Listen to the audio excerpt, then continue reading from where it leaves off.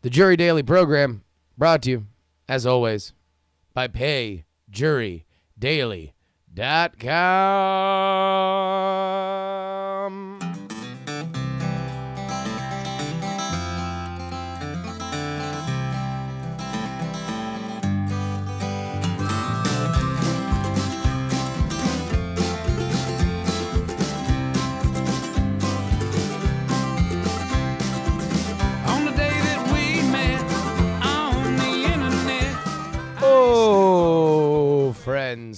Friends, welcome to Justin Robert Young Daily. My name is JuRY for short. So, hi, how are we doing? It's Thursday, August 16th. I don't know. Is it hack to be like, oh my God? Every time, is it being old when every day you look at the date and you're like, fuck? That's my first thought literally every day. I don't know exactly when it started, because when I was a kid, I would think that time would last forever. I get out of school and I'd be like, well, scientists estimate that it'll be roughly 47 years until I go back to school. And now literally all I do every morning is look at the date and be like, you gotta be fucking kidding. Like, I'm angry. I'm angry at the calendar that it is moving at such an obscene rate.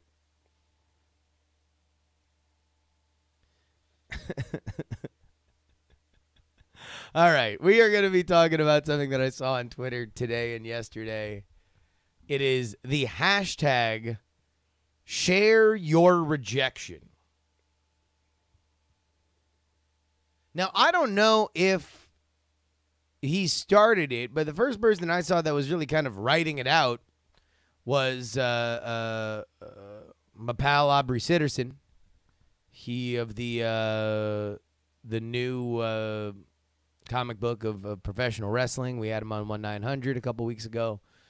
But he was talking about how, look, when you've actually had a little bit of success, you realize how much of success is, yes, skill.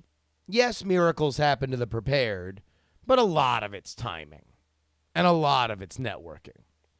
So if that's the case, then rejections are not weird. Nor, more specifically, are they indicative that you are not good or that you're a failure, right? Rejections are an element of life. Rejections are the building blocks. I mean, if we really want to get into, put it on a motivational poster with a grand vista in up above it and some tiny white text below it. Every failure is the blueprint to your eventual success. Bling, blong, bloop, blop, right?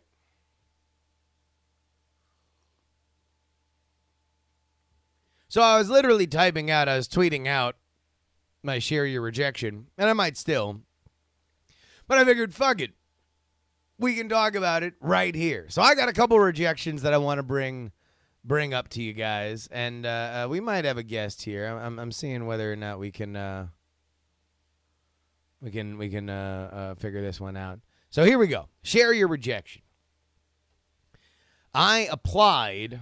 Well, number one, my high school and collegiate life was really just a rogues gallery of rejections. Applying to college, I got into my number one school, which was Syracuse. I got that one first. Oh, I was flying high. Oh, chest puffed out. Man, imagine an 18-year-old Justin Robert Gerbs, fucking a full beard because I grow hair like Teen Wolf. And I applied to this one school. I didn't think I was going to get it. It was the most prestigious of the journalism programs that I was applying to. First, one shot, one kill. Booyah! How you like me now? So excited. I then got rejected from New York University. Okay, all right, whatever. Boston University. Okay, all right, whatever. I don't want to go to your school anyway. and my safety school. I got rejected from my safety school of the University of Florida. That humbled my ass real quick. Real quick, it humbled my ass. So then I go to school. I'm working at a newspaper. Literally everybody I know is getting internships all the time. We're a fairly prestigious student newspaper. If you have good clips, there's a lot of people that are working that used to be at the newspaper that I was at in Syracuse that now work in newspapers around the country. They can always put in a good word. So I applied to many internships at many newspapers. And literally every single one of them rejected. So I wound up getting jobs at those newspapers. The newspapers that rejected me for internships, I networked and worked my way into jobs at both of them. And I wound up getting on the front page of both newspapers during my time there while I was drawing a real ass paycheck. That's the reason why I am a Trunk alumni. Back then, back in my day, they were the Tribune publishing company, but now they're Trunk, gutting newspapers from sea to shining sea. I got somewhere in the Trunk database is my pay information. There's my first. How about this one? DragonCon. This is a more recent one. DragonCon is a convention that I'm really excited to go to in a couple weeks. It's Labor Day every year. We got invited to do then NSFW show. I mean, gosh darn near 7 or 8 years ago. I applied to be a guest. We were invited to perform. I applied to be a guest. No dice. Year later, we got moved into a bigger room. More people. Still, again, a standing room only crowd. Applied to be a guest. Rejected.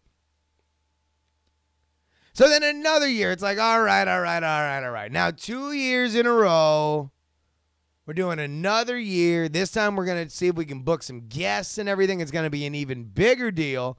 Also now, each year and year, I get asked to do more things, more panels, more appearances. I apply a third time.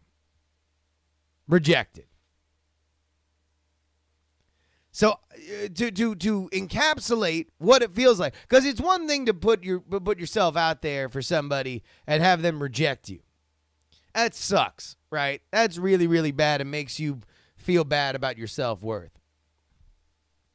But imagine the situation where you're spending your own money. At that time, I was still living in South Florida. I was driving from Fort Lauderdale to Atlanta, that 11-hour drive, so I could spend my own money, so I could get my own hotel, so I could perform, so I could not even get a guest credential. The thing about that kind of rejection is it makes you feel like an idiot. Not for trying, right? Because that's the other one. The cold rejection is you trying and not being able to get it. This is you putting forth time and effort and then having to be made feel like a fucking moron.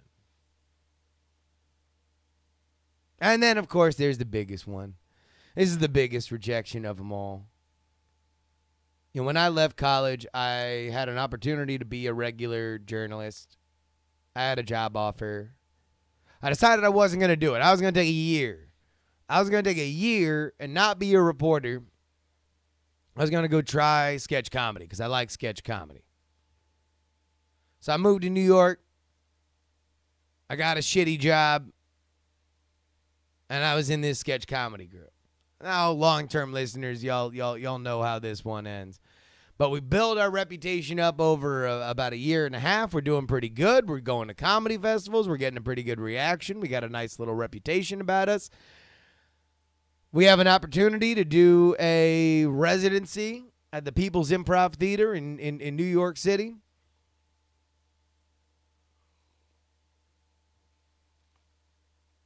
And we do a great job. We kill it. We pack the room. Everybody's dying. We perform really, really well. Probably our best performance together as a group. They call us the next day and say, hey, congratulations. We loved what we saw. We love the fact that y'all drew. You guys officially have a month-long residency. And in that world where a lot of it is we're only going to give you a shot if we've already seen that you've had a shot somewhere else, that's a gigantic foot in the door. So we went to our first rehearsal, and I was told I was no longer part of the group. That's a rejection. That's a rejection that sticks to your ribs. That's a rejection that haunts you. Now, what is there to learn here? Well, when I wrote those out, what I came to the conclusion of was rejection comes in all different forms. It's not just submitting your application to, the powers that be and having them weigh and measure you and then find you lacking. It's not just that. It can come from people that you know, come from people that you trust, come from people that you like, come from people that you hold grudges to, come from people that you forgive. But here's the one thing that I am still learning. This is not me telling you about some shit from the other side of the mountain. I am still in the shit. Because I will tell you, dear listeners, dear viewers to the JuRY Daily program, that this is a problem I suffer with today. My fear of rejection has limited my options, has limited my career. I have been so comfortable being able to be my own one-man band that I believe it has hurt my ability to grow further. And it is something that I actively try to get over. So I share my rejections with you guys, not to say, and look at how I got over it, but in a good faith offering that maybe in talking about him, maybe in talking about how hurt I felt, maybe in hearing what you guys have to say, if you want to write back to jurydaily@gmail.com, if you want to leave a comment right here on the YouTube page, if that's where you're watching it, youtube.com/JustinRobertYoung. If you want to write that in, then maybe it'll help me. Hopefully it'll help you. But I want to offer that. I want to lay my nuts out on the line there for you guys and see whether or not you guys want to play. I don't apply for jobs in general. I don't know the last time that I saw just like a job opening and I'm like, let me fill out my resume. Usually people ask me to apply for things. And on one level, I've kind of thought to myself, oh, well, that's a true sign of success. That's a sign of status. That's a sign of achievement that somebody is asking you to be a part of it. And that's what you should strive for. And I guess that's true on some level. But I'd be lying if I told you that I only hold to that because I don't want to send in a piece of paper and have somebody say no. Because I'm afraid of that. I'm afraid of that a lot. I know that I don't have as many guests on all my shows because I'm afraid they're going to say no. Even though that's the number one way to grow your audience. But I want to get better. I want to, and this I feel like is going to be a good step. Motivational Thursdays on the JuRY Daily Show. Now let's talk about cum. That's what we talked about yesterday. We had a story about how America has squared up with Denmark in the cum wars. We got a couple messages about that. Chris wrote, listening to Wednesday's show about the coming war, I learned one thing. You got spunk, kid. A lot of spunk.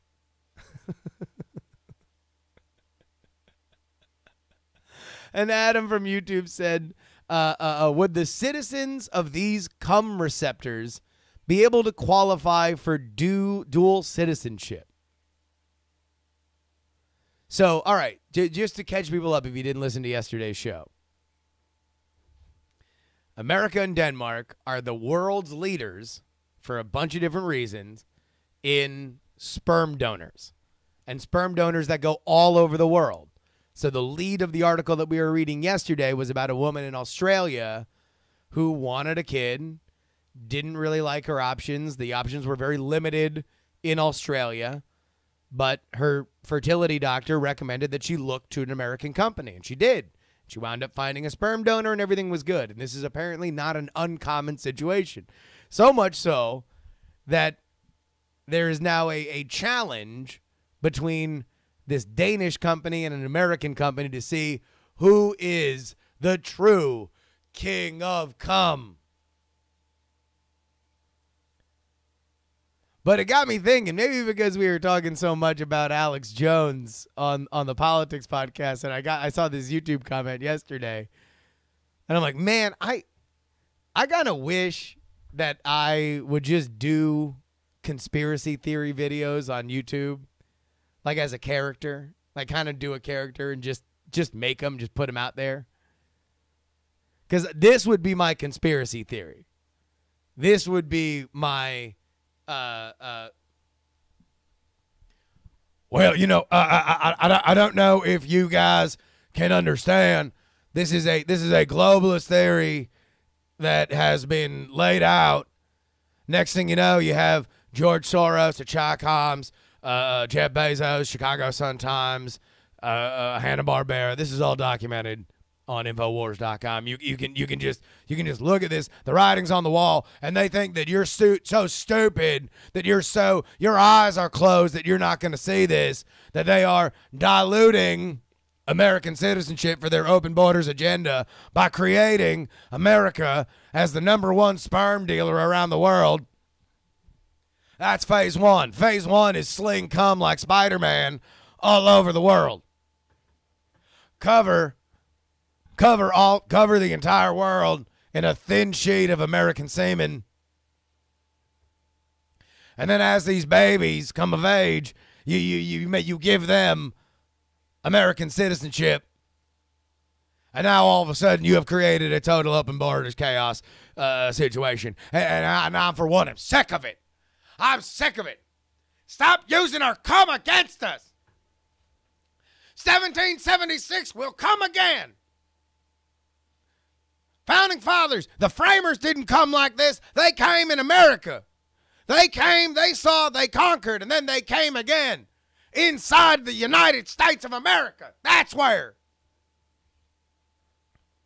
They didn't come and Thomas Jefferson didn't put his cum in an envelope. Thomas Jefferson didn't email his cum. Airmail. He didn't airmail his cum.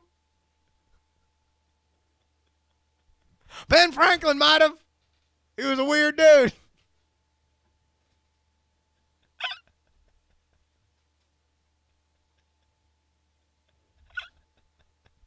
Woodrow Wilson's a cum bandit. All right, let's get the fuck out of here.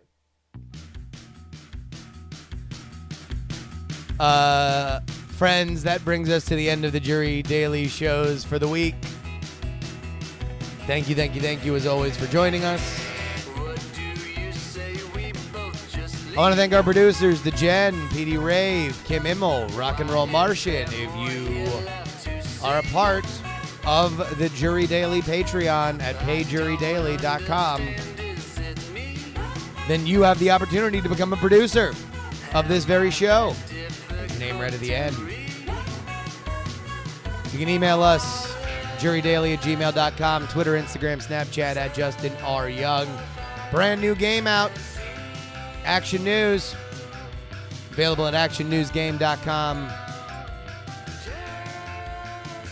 Ladies and gentlemen, this is your old pal, Justin Robert Young, reminding you, until Monday, to please lay down.